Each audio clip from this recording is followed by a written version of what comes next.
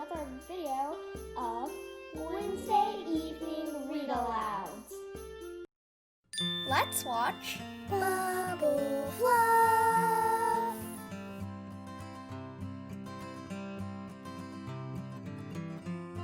Guys, it's Ella. And here. And this is our channel, Bubble of Love. Today we're going to be continuing to read from Harry Potter and the Sorcerer's Stone by J.K. Rowling. And we're going to be continuing to read from where we left off last time. And yeah, so let's get to it. So, we just reached chapter 2, and it's called The Vanishing Glass. Looks like this. And I'm going to start reading.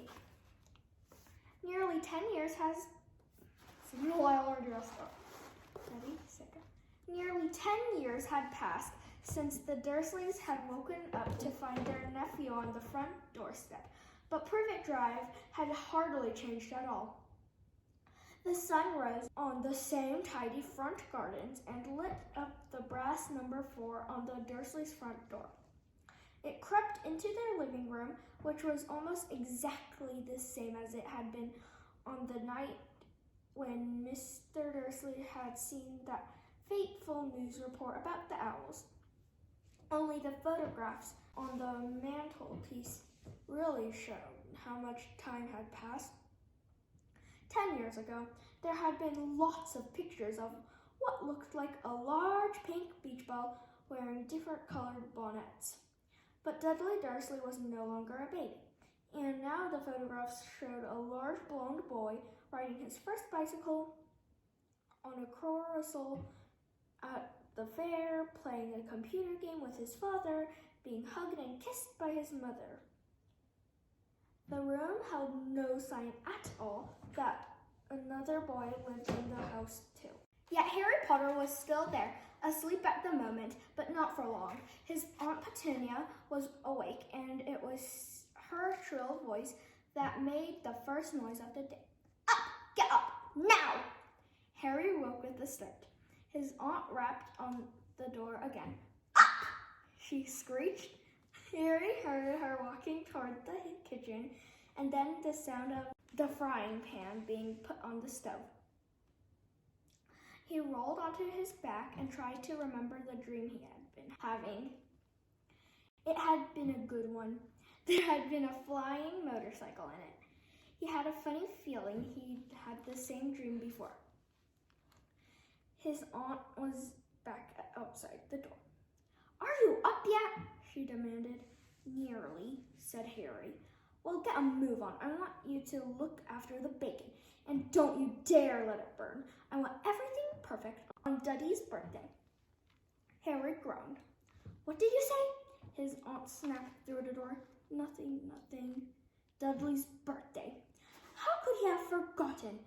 Harry got slowly out of bed and started looking for socks. He found a pair under his bed, and after pulling a spider off one of them, he put them on. Harry was used to spiders, because the cupboard under the stairs was full of them, and that was where he slept. When he was dressed, he went down the hall into the kitchen. The table was almost hidden beneath all Dudley's birthday presents.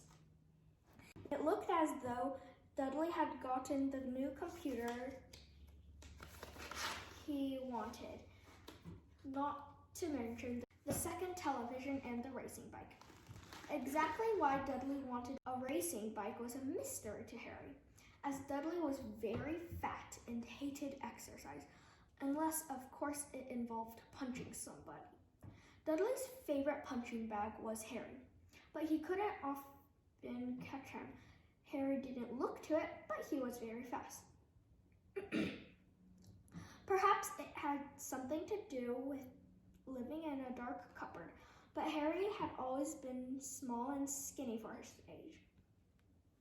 He looked even smaller and skinnier than he really was, because all he had to wear were old clothes of Dudley's, and Dudley was about 4 times bigger than he was.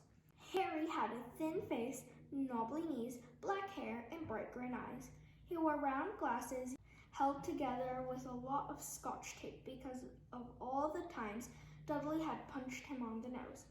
The only thing Harry liked about his own appearance was a very thin scar on his forehead that was shaped like a bolt of lightning. He had had it as long as he could remember, and the first question he could ever remember asking his Aunt Petunia was how he had gotten it. "In the car crash when your parents died," she had said, "and don't ask questions. Don't ask questions." That was the first rule for a quiet life with the Dursleys. Uncle Vernon entered the kitchen as Harry was turning over the bacon. "Comb your hair!" he barked by way of a morning greeting. About once a week, Uncle Vernon looked over the top of his newspaper and shouted that Harry needed a haircut. Harry must have had more haircuts than the rest of the boys in his class put together. But it made no difference. His hair simply grew that way, all over the place. Harry was frying eggs by the time Dudley arrived in the kitchen with his mother. Dudley looked a lot like Uncle Vernon.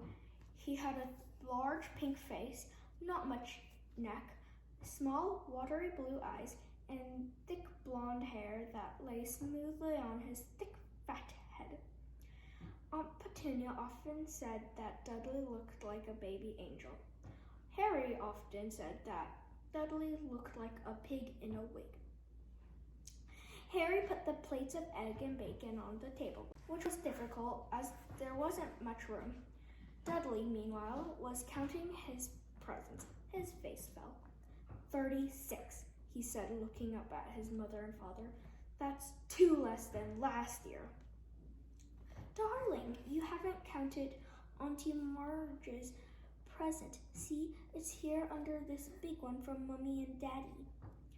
"All right, 37 then," said Dudley, going red in the face.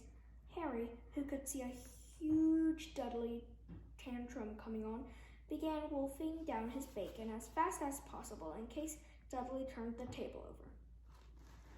Aunt Petunia obviously scented danger too, because she said quickly, "And we'll buy you another 2 presents while we're out today. How's that, Popkin? 2 more presents. Is that all right?" Dudley thought for a moment. It looked like hard work. Finally, he said slowly, "So I'll have 39, sweetums," said Aunt Petunia. "Oh," Dudley sat down heavily and grabbed the nearest parcel. "All right, then." Uncle Vernon chuckled. "Little Tyke wants his money worth, just like his father. Attaboy, Dudley." He ruffled Dudley's hair. And I guess that's where we'll be ending today. So thanks for watching us today, and we'll see you next time.